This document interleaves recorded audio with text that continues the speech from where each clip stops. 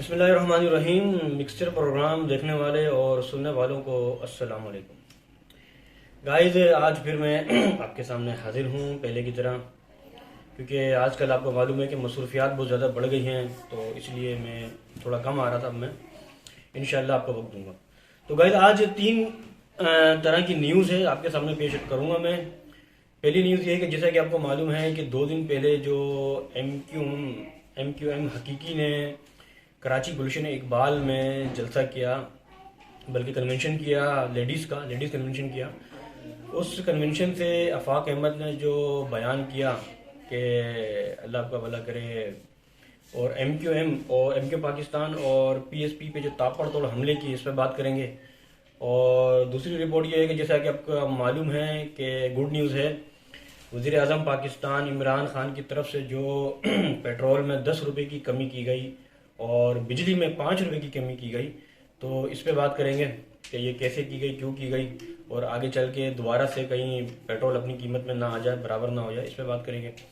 और तीसरी news guys ये है कि आपको मालूम है कि पाकिस्तान पीपल्स पार्टी का लॉन्ग मार्च जारी है, और बहुत सारे लोग ये बोल रहे हैं कि पेट्रोल की जो कमी की गई और बिजली में जो कमी की गई, ये अवामी मार्च का असर है। इस पर बात करेंगे। तो पहली खबर मैं आपको बताता चलूँ गाइस, 2 दिन पहले आफाक अहमद साहब ने लेडीज़ कन्वेंशन से जो बात की और बोला, ये कहा कि एम पाकिस्तान की जो क़यादत है ये अपने कायद की गद्दार है, यानी बानी एम की गद्दार है।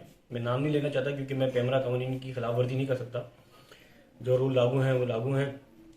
मजीद उन्होंने ये कहा कि एम पाकिस्तान ने जो बानी एम को माइनस सिर्फ इसलिए किया है क्योंकि कहीं इनकी गर्दनें ना मारे जाएं, यानी कि रेंजर्स के छापे इनमें ना पड़ें, कानून नाफिज करने वाले इदारे इनको गिरफ्तार ना कर लें, क्योंकि ये डर के मारे इन लोगों ने जो है वो यानी बानी एम से अलहदगी इख्तियार की है।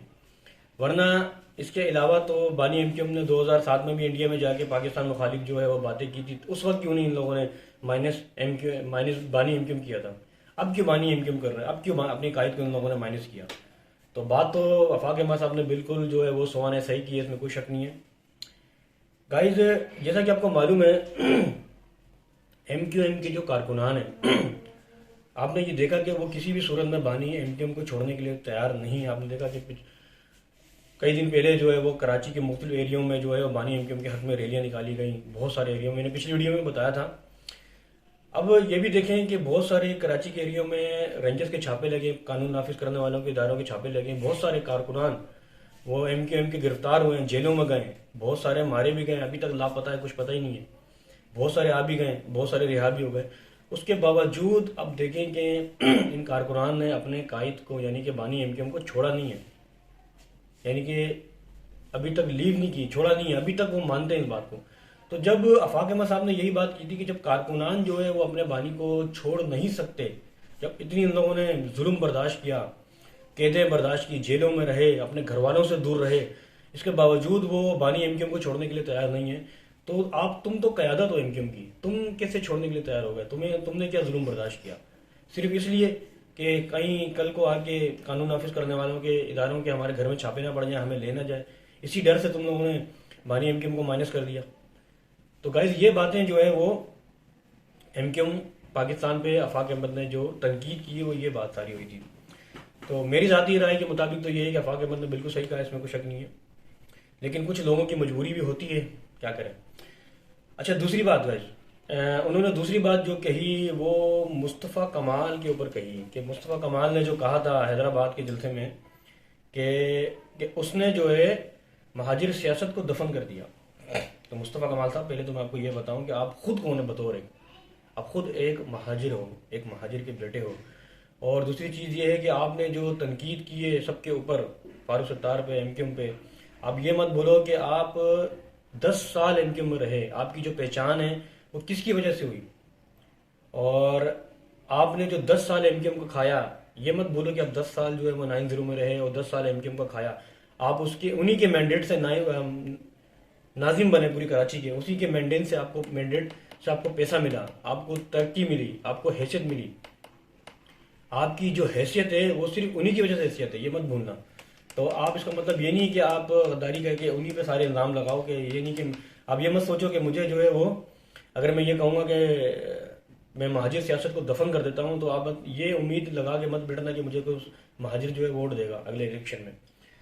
तो गाइस ये सारी बातें हैं जो आपको बतानी थी। और एक और बात कि गाइस मैं आपको ये बताऊं कि आफाक अहमद ने जो है वो ये भी कहा था कि जिनका तुम खाते हो, जिनका यानी कि जिसका तुमने खाया और उसी के साथ गद्दारी तुम नहीं करो। बहुत गहरी बात है गाइस, अगर इंसान सोचे तो। मुझे समझाने की ज़रूरत नहीं है, शायद आप समझ गए होंगे, क्योंकि बहुत वक्त लग जाएगा ये समझाने में भी। हम तो गाइस ये कहेंगे, कोई भी आए कोई भी जाए, पाकिस्तान के हक में बेहतर हो। कोई भी लीडर आए, कोई भी सियासत आए, पाकिस्तान के हक में बेहतर हो। जो चले गए अगर वो भी वापस आ रहे हैं तो वो पाकिस्तान मुल्क के लिए, कराची के लिए, आने वाले वक्त में कराची के नौजवानों के लिए, मुस्तकबिल के लिए, उनके मुस्तकबिल के लिए बेहतर साबित हो तो ज़्यादा अच्छा है। तो गाइस अब आ जाओ तीसरी बात पे कि वज़ीर आज़म पाकिस्तान ने ऐलान किया है कि पेट्रोल की कीमतों में कमी की जा रही है 10 रुपये। वज़ीर आज़म साहब, सबसे पहले कि मेरी तरफ से आपको बहुत बहुत शुक्रिया कि आपने खुदा खुदा करके थोड़ा सा पेट्रोल में कमी तो लाई, लेकिन अब ऐसा मत कर देना कि आपने 10 रुपये की कमी की है पेट्रोल में तो अगले महीने आप 15 रुपये बढ़ा दो। ऐसा मत करना, जो रिवायती काम है हुकूमत का वैसा मत करना, ये चलता हुआ आ रहा है। जो कमी की है वो कमी में रहे, बल्कि कोशिश ये करना कि पेट्रोल मजीद और कम हो जाए तो ज़्यादा अच्छा है। क्योंकि जाहिर है आप, अगला इलेक्शन भी आ रहा है, 1 साल बाकी रह गया, 1 डेढ़ साल रह गया, दोबारा इलेक्शन भी आपको लड़ना है। और बिजली में 5 रुपये की कमी की है, बहुत बहुत शुक्रिया आपका कि बिजली में आपने 5 रुपये की कमी कर दी, बड़ा एहसान है वैसे आपका। लेकिन अब ऐसा मत करना कि अगले महीने में बिजली मजीद और बड़ी कर दो, महंगी कर दो। अब आ जाए गाइज के पीपल्स पार्टी का लॉन्ग मार्च जारी है और मेरे ख्याल से वो इंटीरियर सिंध तक पहुंच गए हैं, हैदराबाद से आगे निकल गए हैं काफ़ी। और अंदरून सिंध में ये देखा गया है कि बहुत सारी आवाम जो है वो राज़ी नहीं पीपल्स पार्टी से। कुछ गाड़ियां रोकी और उनको वापस भेज दिया कि आप लोगों ने किया है कि हमारे सिंध के लिए, आवाम के लिए क्या किया है। अच्छा गाइस, एक और बात यह है कि पीटीआई का लॉन्ग मार्च भी जारी है जो घोटकी से कराची की तरफ रवाना है। आज लाड़काना में शाह महमूद कुरैशी प्रेस कॉन्फ्रेंस कर रहे थे, उसमें भी बहुत सारी उन्होंने बातें की हैं कि सिंध के लिए तुमने क्या किया, सिंध की सड़कें टूटी हुई हैं, गलियां गटर नाले बह रहे हैं, कोई तरक्की नहीं हुई। गाइस हम तो ये देख रहे हैं 20-25 सालों से कि अभी तक तो सिंध में कोई काम नहीं हुआ, चाहे वो कोई भी पार्टी आई हो। दुआ ये है कि अल्लाह करे कि कुछ हो जाए सिंध के लिए, पाकिस्तान के लिए, मुल्क के लिए। तो देखते हैं गाइस आगे चल के क्या लाए अमल है कि पीपल्स पार्टी क्या करती है इस्लामाबाद में पहुंचने के बाद, और उनका क्या रद्द-ए-अमल होगा वफाकी गवर्नमेंट का, ये भी देखेंगे। तो गाइस आज अगर मेरी वीडियो आपको अच्छी लगी, मेरी बातें आपको अच्छी लगी तो कमेंट करें, लाइक करें और सब्सक्राइब करना ना भूलें गाइस। इसके साथ ही आप अपने मेज़बान अब्दुल सत्तार को इजाज़त दें। अल्लाह हाफिज़, पाकिस्तान जिंदाबाद।